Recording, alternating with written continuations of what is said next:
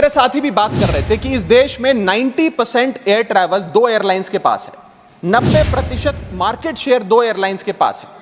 यानी कि एक हमने कार्टेल क्रिएट कर दिया, डुओपोली क्रिएट कर दी, यानी कि वो मन चाहे दाम पे मन चाहे सर्विसेज देंगे क्योंकि कोई कंपटीशन ही नहीं है, कोई प्रतिस्पर्धा नहीं है। Point of order. I'll have to take a point of order. One second. Bharat सरकार Point of order. Point of order. अपनी मंजिल पे, अपनी डेस्टिनेशन पे पहुंचने के लिए, जल्द पहुंचने के लिए कभी कभार ट्रेन यात्रा या बस या गाड़ी की यात्रा नहीं करता, वो महंगी टिकट खरीदता है। सक्षम नहीं है, लेकिन आपातकालीन परिस्थितियों में, इमरजेंसी सिचुएशन में वो भी महंगी जहाज की टिकट खरीदकर जहाज की यात्रा करना चाहते हैं, अपनी मंजिल पे पहुंचना चाहते हैं।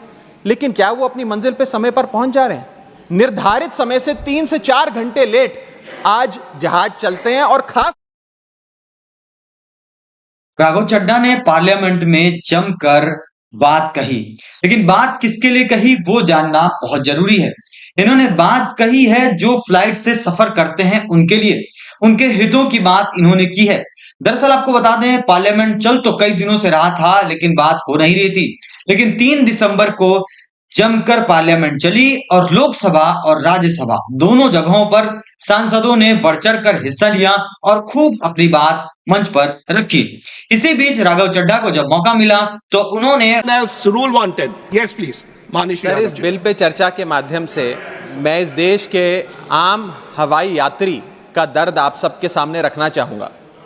सर, वादा था कि हवाई चप्पल वालों को हवाई जहाज़ की सैर कराई जाएगी।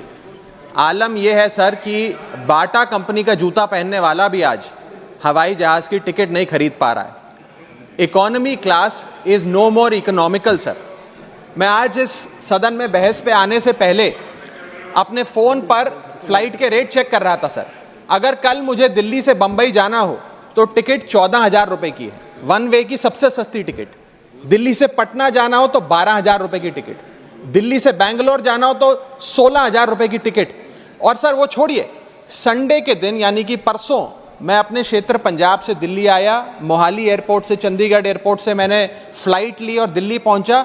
उस फ्लाइट की टिकट 14,500 रुपये की थी।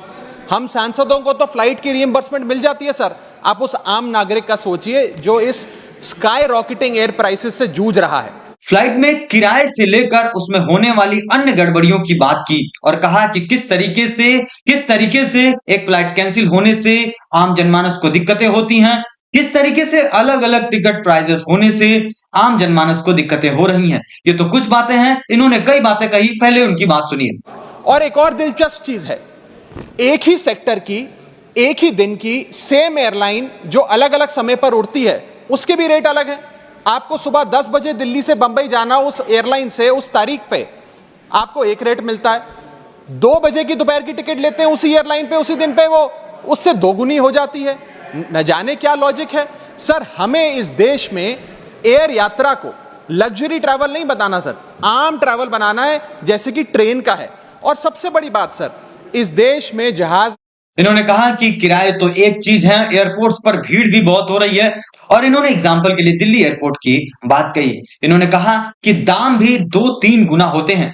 इन्होंने खुद अपना ही एग्जाम्पल लेते हुए बताया कि ये पंजाब से दिल्ली आ रहे थे, उस समय उनका किराया 14,000 रुपए लगा।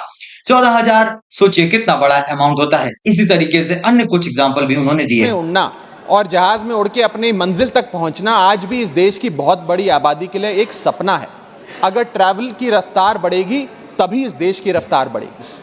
जो अभी मेरे साथी भी बात कर रहे थे कि इस देश में 90% एयर ट्रैवल दो एयरलाइंस के पास है, 90% मार्केट शेयर दो एयरलाइंस के पास है। यानी कि एक हमने कार्टेल क्रिएट कर दिया, डुओपोली क्रिएट कर दी, यानी कि वो मन चाहे दाम पे मन चाहे सर्विसेज देंगे क्योंकि कोई कॉम्पिटिशन। इन्होंने कई अन्य और छोटी बातों पर ध्यान दिया और बताया कि किस तरीके से बाहर मिलने वाली 20 रुपए की बोतल एयरपोर्ट में 100 रुपए की मिलती है। इंतजार करने वाले यात्रियों के लिए बड़ा भारी पड़ जाता है कि वो किस तरीके से इन सारी चीजों को परचेज करें, क्योंकि समोसे 350 रुपए के मिलते हैं और कॉफी 250 रुपए की मिलती है। सोचिए कोई आम व्यक्ति फ्लाइट से सफर कर रहा है और वो आपातकाल की वजह से फ्लाइट लिया है, उसके लिए कितना मुश्किल होगा। क्योंकि कई बार ऐसा देखा गया है कि फ्लाइट कैंसिल भी बहुत होती हैं, जिसकी वजह से कई तरीके की दिक्कतें आने लगती हैं। स्टेशन ही नहीं है, कोई One second, प्रतिस्पर्धा one नहीं second. है। Point of order. I'll have to Bharat take a point सरकार- of order. One second. Bharat सरकार Point of order. Point of order. Yes. न जाने सर, मैं तो One एयरलाइन second. का बोल रहा हूं तो भी पेट में Just दर्द take हो a रहा point है of order. Please. 238A कै 238A.